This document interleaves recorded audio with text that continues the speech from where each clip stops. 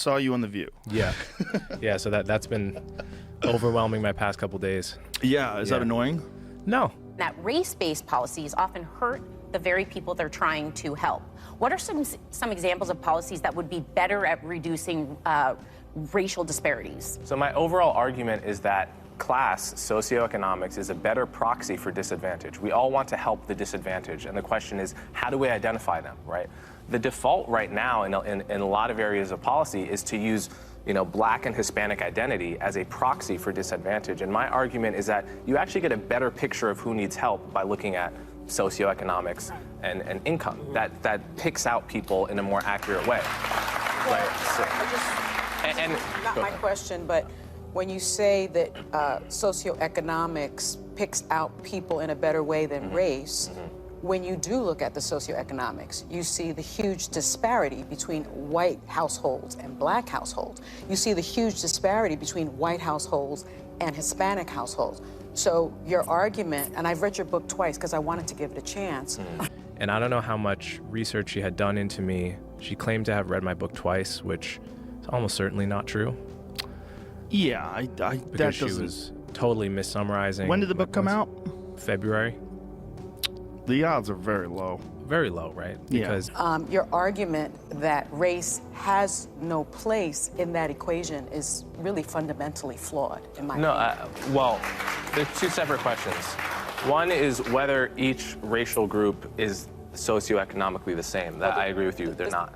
Yeah, they're not, and the stats show that. But yeah, of course, I agree with that fully. The question is, how do you address that in the way that actually targets poverty the best? Great. And what Martin Luther King wrote in his book, Why We Can't Wait, is he called it, we need a Bill of Rights for the disadvantaged. And he said, yes, we should address racial inequality. Yes, we should address the legacy of slavery. But the way to do that is on the basis of class.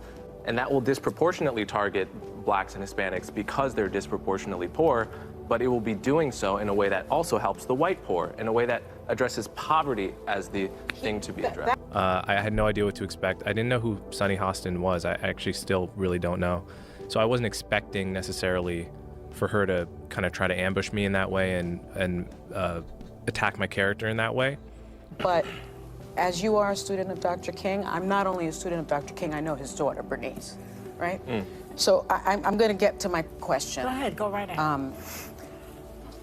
I think the premise is fundamentally flawed. You claim that color blindness was the goal of the civil rights movement, based upon Dr. King's I Have a Dream speech, content of character versus the color of skin.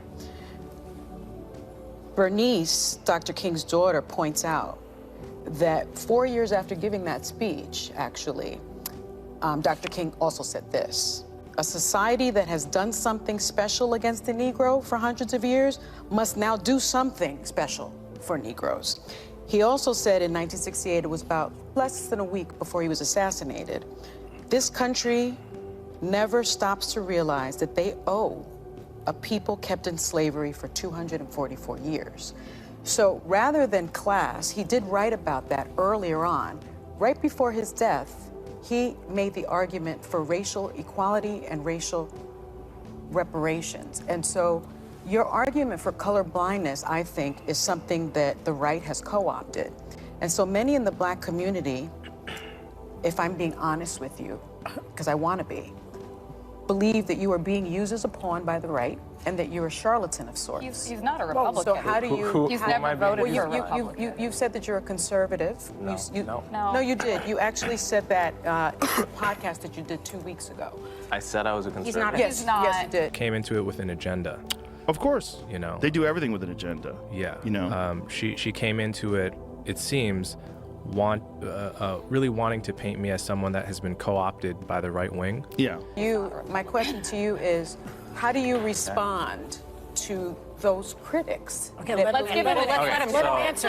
First thing I think it's very important. The quote that you just pointed out about doing something special for the Negro. That's from the book Why We Can't Wait that I just mentioned. Yes. A couple paragraphs later, he lays out exactly what that something special was, and it was the Bill of Rights for the Disadvantaged, a broad class-based policy. But he also says you must include race.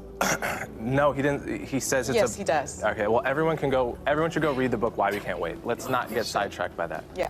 I don't think I've been co-opted by anyone. I've only voted twice, both for Democrats. Although I'm an independent, I would vote for a Republican, probably a non-Trump Republican if they were compelling.